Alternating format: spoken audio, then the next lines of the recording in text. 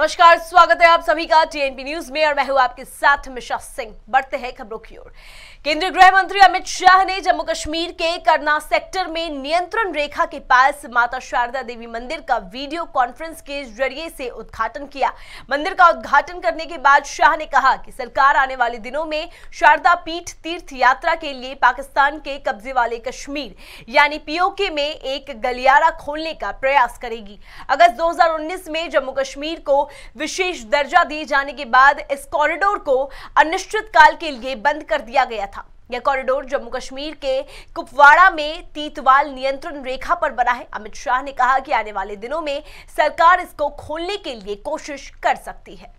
सुभाष प्रमुख ओम प्रकाश राजभर बीते कुछ दिनों से बदले हुए अंदाज में नजर आ रहे हैं। अखिलेश यादव के साथ ही अब बीजेपी पर भी उन्होंने जुबानी हमला शुरू कर दिया है। सुभाष प्रमुख ने कहा है कि बीजेपी हमेशा धर्म के नाम पर राजनीति करती है और चुनाव को प्रभावित करने की कोशिश करती है। उन्होंने सपा प्रमुख को भी निशाने पर लिया है। उन्होंने कहा कि अगर बीजेपी के खिलाफ लोकसभा चुनाव जीतना है तो सपा को बीएसपी और कांग्रेस जैसे दलों को साथ लेकर चलना होगा। तो भारत के मुख्य न्यायाधीश डीवाई चंद्रचूड़ ने एक बार फिर प्रेस की स्वतंत्रता की वकालत की। सीजेआई ने कहा कि जब प्रेस को सत्ता से कठिन सवाल पूछने से रोका जाता है तब लोकतंत्र की जीवंतता से समझौता होता है। उन्होंने कहा कि मीडिया राज्य की अवधारणा में चौथा स्तंभ है और इस तरह वह हमारे लोकतंत्र का एक अभिन्न अंग है। एक लोकतंत्र में यह बेहद जरूरी है कि हमें उस पत्रकारिता को प्रोत्साहित करना चाहिए जो देश की सरकार से कठिन सवाल पूछ सके।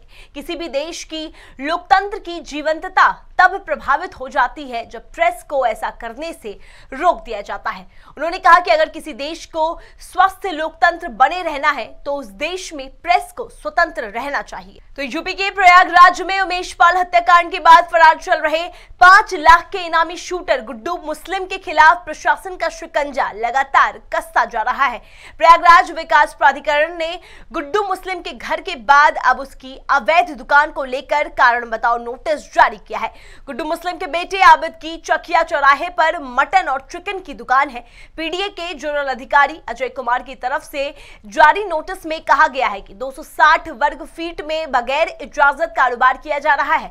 वह इसके निर्माण के लिए भी कोई इजाजत नहीं ली गई है। नोटिस में 25 मार्च को प्रयागराज विकास प्राधिकरण में हाजिर होकर अवैध निर्माण को लेकर जवाब देना है। वही संतोषजनक जवाब न देने पर निर्माण को पीडीए ने गिरा देने की चेतावनी दी है। भारत में एक बार फिर कोरोना के मामले तेजी से बढ़ने लगे हैं। बीते कई महीनों के बाद अब कोरोना के 1000 से ज्यादा केस सामने आए हैं। 23 मार्च को कोविड मामलों में उछाल देखने को मिला। बीते 24 घंटों में कोरोना वायरस के 1133 पॉजिटिव केस दर्ज किए गए। वही 4 लोगों ने कोविड के कारण जान गंवा दी। इसी के साथ कोरोना के एक्टिव केस में भी बढ़ोतरी हुई है। बीते मंगलवार को 468 एक्टिव केस बढ़ गए, जिसके बाद सक्रिय मामलों की संख्या 7026 हो गई है। नवरात्रि के दूसरे दिन यानी आज मां ब्रह्मचारिणी की पूजा की जा रही है। इसी कड़ी में वाराणसी जिले में गंगा के किनारे स्थित मां ब्रह्मचारिणी के प्राचीन मंदिर में भक्तों का तांता लगा हुआ है। श्रद्धालु दर्शन पूजन के लिए मंदिर में पहुंच रहे हैं। मान्यता है कि मां सभी भक्तों की मनोकामना पूर्ण करती है। नवरात्र द्वितीया तिथि को इनका दर्शन अति प्राचीन काल से होता आ रहा है और इनका दर्शन करने से विशेष पुण्य की फल प्राप्ति होती है। कहा गया है कि या देवी सर्वभूतेषु लक्ष्मी रूपेण संस्थिता।